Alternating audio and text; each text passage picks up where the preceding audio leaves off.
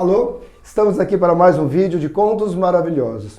O projeto apresentado pelo Governo do Estado de São Paulo e pela Fundação ArcelorMittal, com realização da Cooperativa dos Produtores Culturais do Estado de São Paulo, patrocinado pela ArcelorMittal e também pela Belgo Becar, através do PROAC.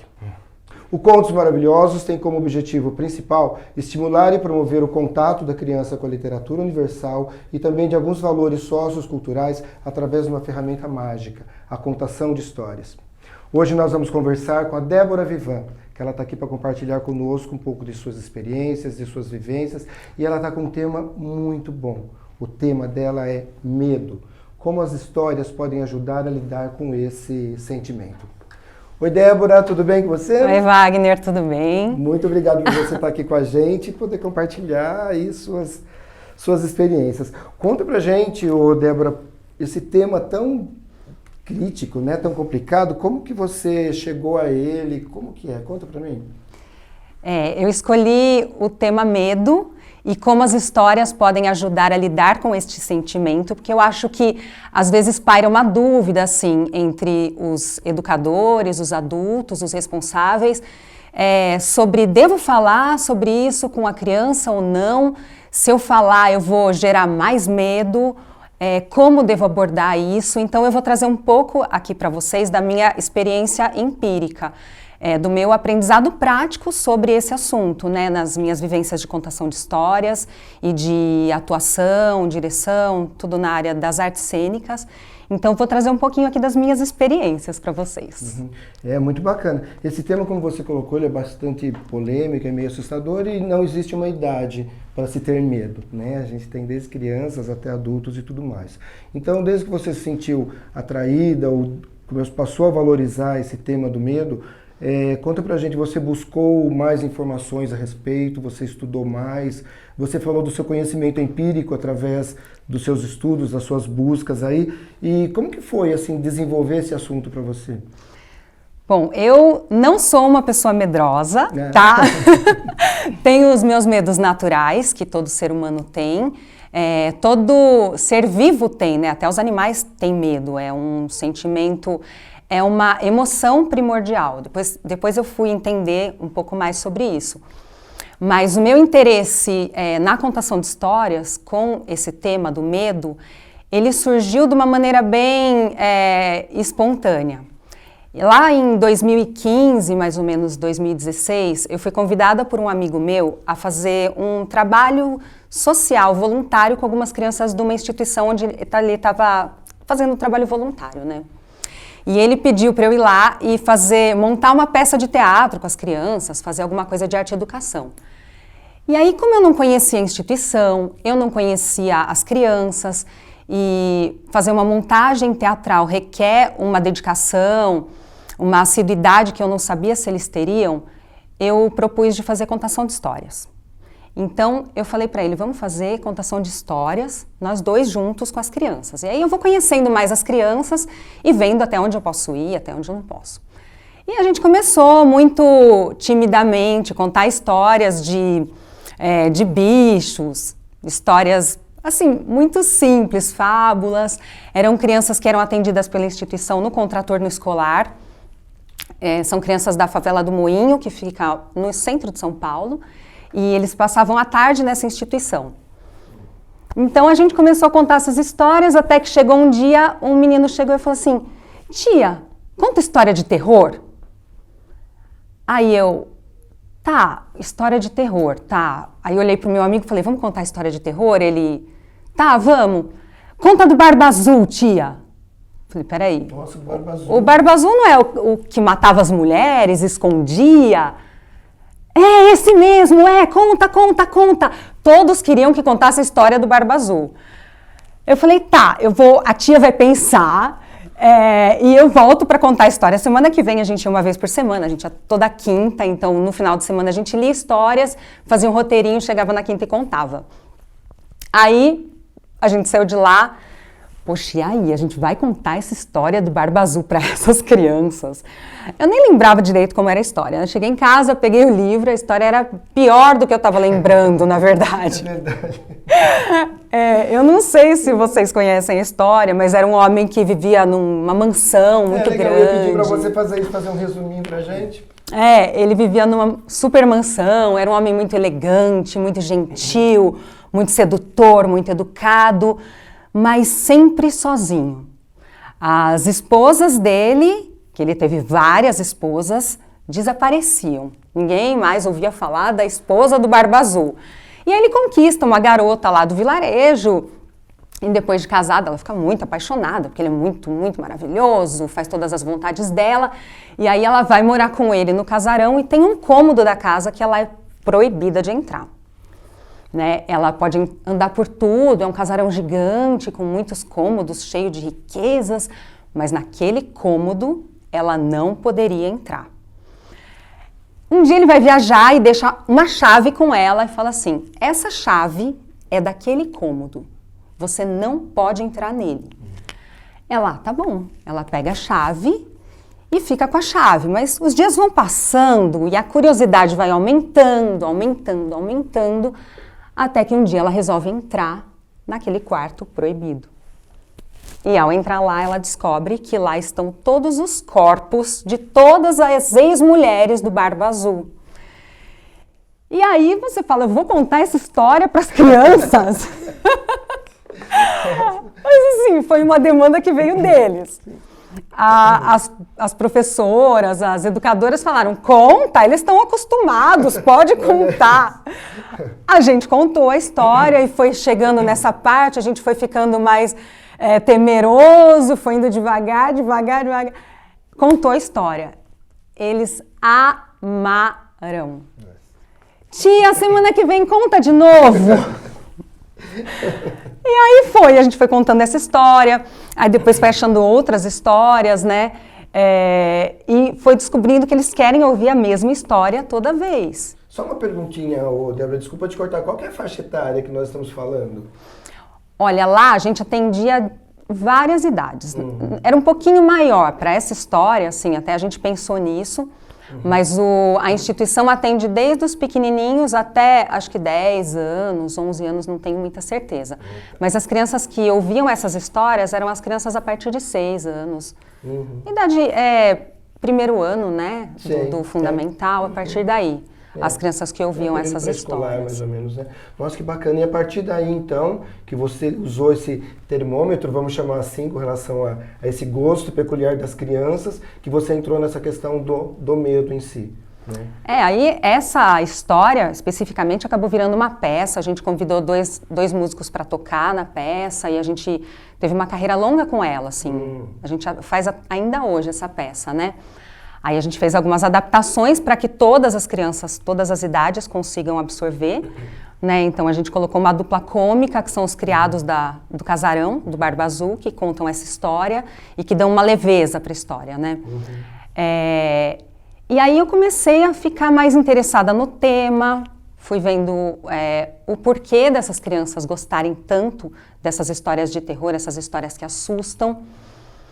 E aí eu fui entendendo que, na verdade, a criança, ela trabalha o medo dela, a insegurança dela, a ansiedade dela, as angústias dela, através da obra de arte. Né? Aqui a gente está falando especificamente de contação de histórias, mas isso a gente pode pensar nas artes de forma geral. Eu né? concordo plenamente com você, é muito verdadeiro. E até já entrando nessa questão da arte, da história, né, que é uma coisa que eu queria colocar para você. Então, como que você vê isso? Como que essas histórias, a própria contação, pode ajudar as crianças a lidar com isso? Como que é isso? Que tipo de abordagem que a gente faz através de uma contação para a gente começar a trabalhar o medo da criança, ela por ela própria? Não só a criança, né? Todo mundo, a gente se projeta na obra de arte. Né? Numa história que está sendo lida ou está sendo ouvida, vai sempre ter uma identificação. Às vezes é uma identificação direta de quem está ouvindo para aquele personagem que está lá, um dos personagens. Às vezes é a identificação de uma situação, que pode ser uma situação análoga ou similar a uma que você está vivendo. Às vezes não é tão objetivo assim. Às vezes a identificação vem daquele sentimento. Então a situação é diferente, os personagens são diferentes. Ah, não tem nada a ver a mulher do Barba Azul comigo. Mas eu também sinto curiosidade, eu também sinto medo, eu também fico insegura.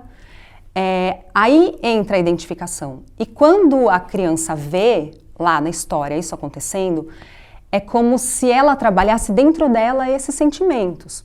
Ela projeta lá, aquele personagem passa por aquilo e supera aquilo, e ela supera junto com ele. Então isso ajuda ela a entender melhor esse sentimento, porque está afastado dela, ela sente, mas é de uma forma protegida, porque não é ela que está vivendo aquela situação. É aquele personagem, ela está ali protegida e passou, ela se sente bem, não aconteceu nada, está tudo bem. E eu acredito que quando a criança pede muitas vezes a mesma história, porque ainda não esgotou tudo que ela tinha para tirar de aprendizado daquela obra. Aquilo ainda está ajudando, cada vez que você conta, é um tijolinho que ela vai colocando lá naquela construção, daquela estrutura emocional que ela está construindo dentro dela, né? Às vezes a criança não consegue ainda verbalizar o sentimento, ela ainda não tem repertório linguístico para falar, às vezes ela não tem repertório de sentimento, é um sentimento novo que ela não sabe nominar, mas ela sabe sentir, ela se identifica e ela vê lá aquilo que ela está vivendo. Nossa, Débora, é incrível a quantidade o aprofundamento que você teve dentro desse tema, né? Porque ele realmente é muito rico, ele é universal e eu acho que ele é eterno, né? Diante isso para a humanidade falando, né? Então, diante dessa pesquisa, desse conteúdo todo que você buscou, que você reconhece, que você tem, que você ainda está buscando, dos trabalhos que você tem realizado atualmente, você está aplicando esse conhecimento neles?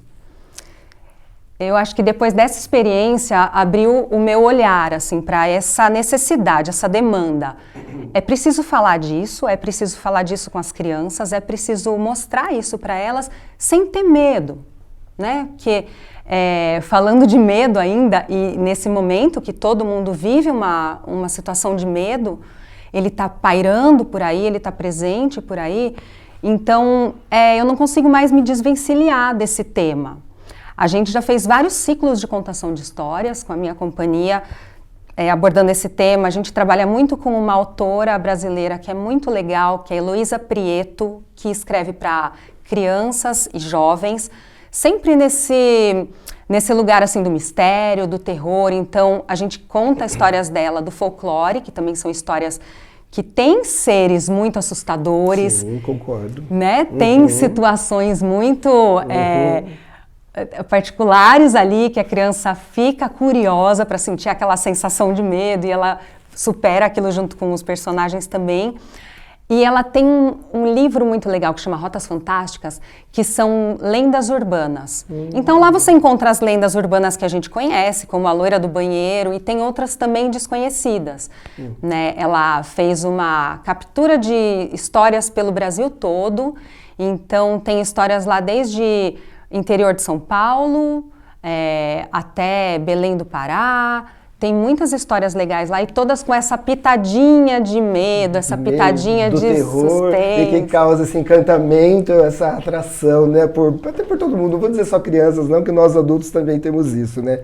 E, Débora, você teria alguma dica para dar para os profissionais, para os familiares, para quem quer fazer abordagem desse tema com crianças, com filhos, ou sei lá, com alunos, fazer abordagem desse tema, do tema medo, que dicas você daria para esse pessoal, Débora? Eu acho que a primeira dica, a partir da minha experiência pessoal, não tenha medo de abordar o medo com a criança. Né? Existem muitos livros infantis para crianças menores, inclusive, eu acho que a Ruth Rocha tem bastante coisa. Tem um livro muito legal do Chico Buarque, que não faz só músicas maravilhosas, mas também escreve coisas maravilhosas, que chama Chapeuzinho Amarelo, que é uma analogia a Chapeuzinho Vermelho, mas aí amarelo, você já vê que a gente fala, ai, amarelou, né, quando a pessoa está com medo. E eu acho que o importante é você não invalidar o sentimento da criança. A criança tem medos que a gente já superou, porque a gente já está em outra fase do desenvolvimento humano. A criança ainda tem medos muito fantásticos e que para a gente, adulto, parece uma bobeira, mas que para ela é muito assustador e é muito perigoso, e muito importante que você valide essa sensação da criança, esse sentimento. Então, o melhor é você não deve falar nunca, ah não, é bobagem, não, no escuro não tem nada, ó, não tem nada, porque você não sabe o que ela está sentindo. Tem que acolher, entender e dar importância para aquilo, porque senão acontece o oposto. Ela vai continuar sentindo aquele medo, só que ela passa a não contar mais com você. Ela não fala mais para você aquilo que ela está sentindo. Logo, ela começa a ficar angustiada, porque ela sabe que se ela falar para o adulto vai desmerecer aquele medo dela.